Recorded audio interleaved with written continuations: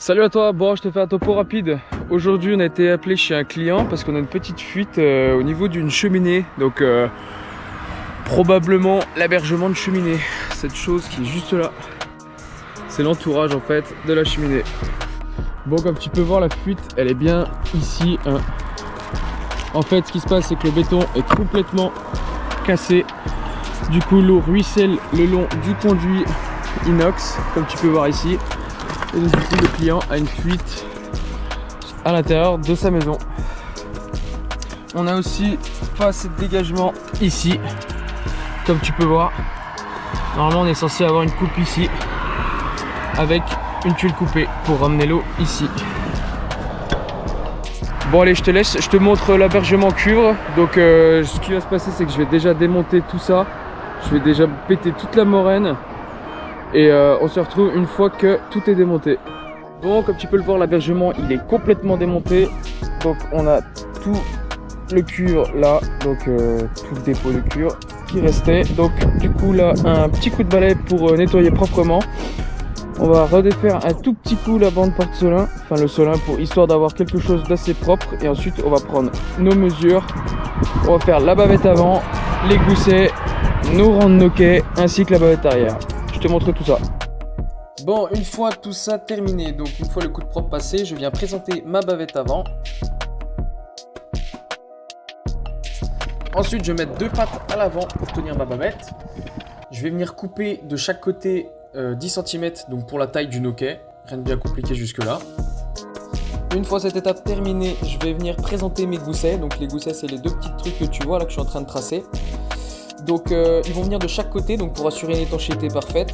Et ensuite on les soudera tout simplement pour une étanchéité parfaite comme je viens de te le dire.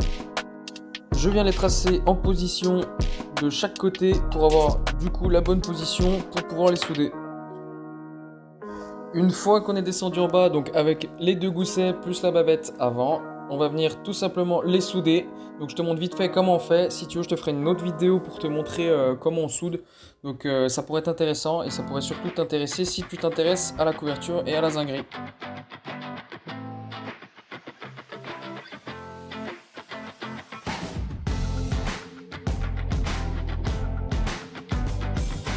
Avant de remonter, vu que je suis en bas, on va éviter un aller-retour, tu comprendras.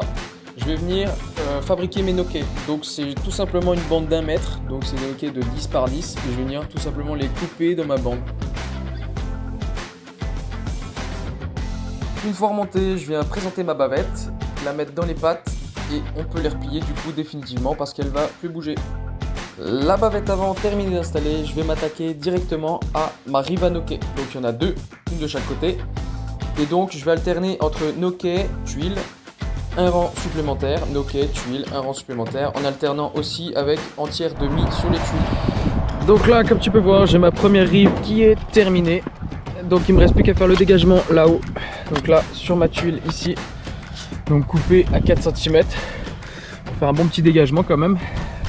Et ensuite, on va attaquer la rive de l'autre côté. Donc pareil, un noquet. Et c'est parti.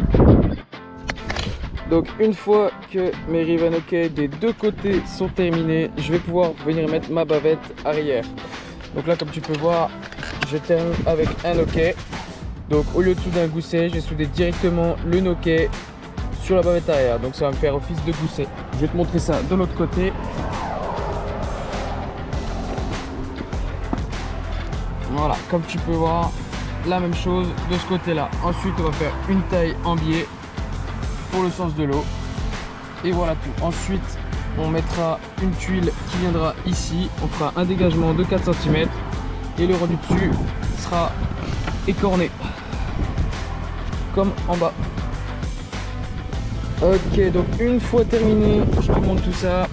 Donc là tu vois, on a notre rive à noquet, on a bien notre dégagement de chaque côté. Nos tuiles sont remises derrière, notre rang de doubli est mis. Je vais te montrer de l'autre côté. Même principe de ce côté-là. Nos tuiles coupées, notre rang de doubli, on est bon. Ensuite, plus qu'à mettre la bande porte-solin sur le long. Bon, malheureusement la GoPro a pas voulu prendre en compte, donc du coup je t'ai mis une image pour que tu te rendes bien compte. Donc du coup j'ai séparé le solin de l'hébergement. Donc le solin c'est la bande que tu vois de chaque côté. Donc on va utiliser le solin pour séparer, comme je t'ai dit, l'hébergement de la cheminée, donc pour la dilatation des métaux. Ça veut dire que l'hébergement va dilater seul et le béton va pas bouger, va pas péter du coup à cause de ça. Ensuite il me restera mon ciment sur le solin et on sera bon.